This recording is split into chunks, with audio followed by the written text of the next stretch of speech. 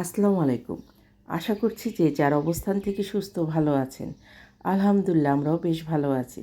Voice শুনে বোঝা যাচ্ছে খুব একটা ভালো নেই। ঠান্ডা পুরোপুরি ঠিক হয়নি, জ্বর নেই। আমার পরিবারের প্রত্যেকেই এই ঠান্ডা জ্বরে ভুগছি। এই অবস্থায় মনে হলো ভর্তা খেলে ভালো লাগবে।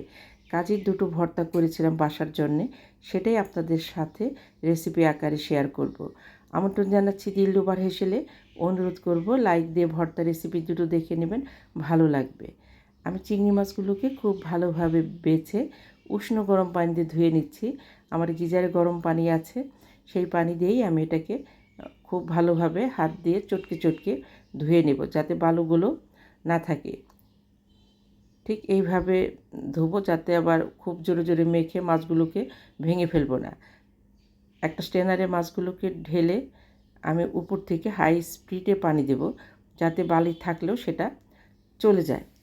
একটা কড়াইতে তেল নিয়েছি, একটা রসুন, কিছু পেঁয়াজ এবং 7টার মতো শুকনা মরিচ নিয়েছি। ঝালটা আপনারা আপনাদের পছন্দ অনুযায়ী দিতে পারেন। লো টু মিডিয়াম হিটে আমি পুরো প্রসেসটা শেষ করব। মরিচগুলো ভেজে নিয়ে সেই তেলে রসুন এবং পেঁয়াজটাকে ভেজে নেব। রসুন পেঁয়াজটাকে একদম বেরেস্তার মতো করে ভাজবো না, কালার চেঞ্জ হলেই আমি রসুন এবং পেঁয়াজটাকে উঠিয়ে নেব। বেশি কড়া করে ভাজলে ভর্তাটা খেতে ভালো লাগবে না। আমি এখানে ঠিক এই সাইজের একটা রসুন এবং পেঁয়াজ ব্যবহার করেছি। ইচ্ছা করলে পেঁয়াজটা একটু বাড়িয়ে দিতে পারেন। আমি সেই একই তেলে চিংড়ির শুটকিটা ভেজে নেব।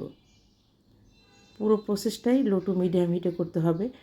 খুব সামান্য হলুদ দেব এবং সামান্য লবণ দেব। খুব সামান্য হলুদ দিলে ভর্তার কালারটা সুন্দর আসে। ইচ্ছে করলে স্কিপ করতে পারেন। খুব ভালোভাবে ভেজে আমি উঠিয়ে নিলাম। চিংড়ি মাছের শুটকি ভর্তা বাটার জন্য রেডি। আমি ধনিয়া পাতা ভর্তা করব। ধনিয়া পাতাটা রেডি করে নিচ্ছি। শীতের শুরুতে ঠিক এই রকম ফ্রেশ ধনিয়া পাতা কাঁচা ভর্তা করে খেয়ে দেখবেন, ভীষণ ভালো লাগে।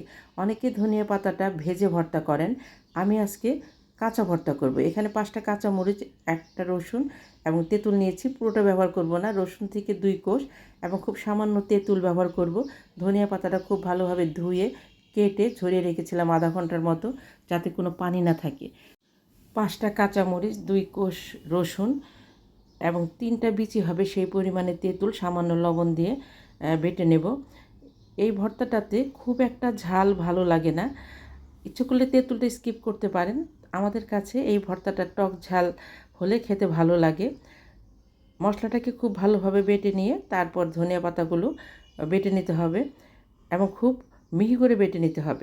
আমার যে সকল বন্ধুরা দিলরুবার হেসেলকে সাবস্ক্রাইব করে পাশে আছেন, তাদেরকে অসংখ্য ধন্যবাদ। আর যে সকল বন্ধুরা আমার রেসিপিগুলো দেখছেন এখনও সাবস্ক্রাইব করেননি, প্লিজ দেখতে দেখতে সাবস্ক্রাইব করে দিবেন, সেই সাথে লাইকটা দিতে ভুলবেন না।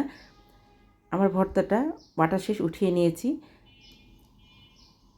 সেই পাটাতেই আমি চিংড়ি মাছের ভর্তাটা করে নেব। পেঁয়াজ, রসুন, শুকনা মরিচ ভাজা এবং খুব সামান্য লবণ দিয়ে বেটে নেব।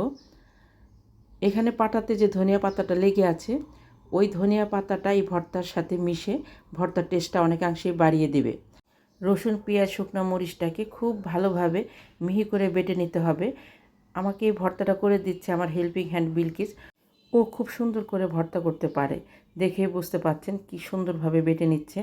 বাটা শেষে কিছু ধনিয়া পাতা কেটে খুব ভালোভাবে মিশিয়ে নিয়েছে এবং ভর্তাটাকে পাটাতে ঘুরিয়ে ঘুরিয়ে উঠিয়ে নিয়েছে।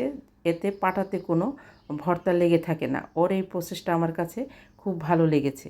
দেশ দেশের বাইরে দূর দূরান্ত থেকে যে সকল দাদা দিদি ভাই বোন বন্ধু, সেই সাথে আমার সাধারণ দর্শক বন্ধু যারা আছেন, আমার রেসিপিগুলো দেখে অনেক সুন্দর সুন্দর কমেন্ট করছেন, আমি তাদের প্রতি ভীষণভাবে কৃতজ্ঞ।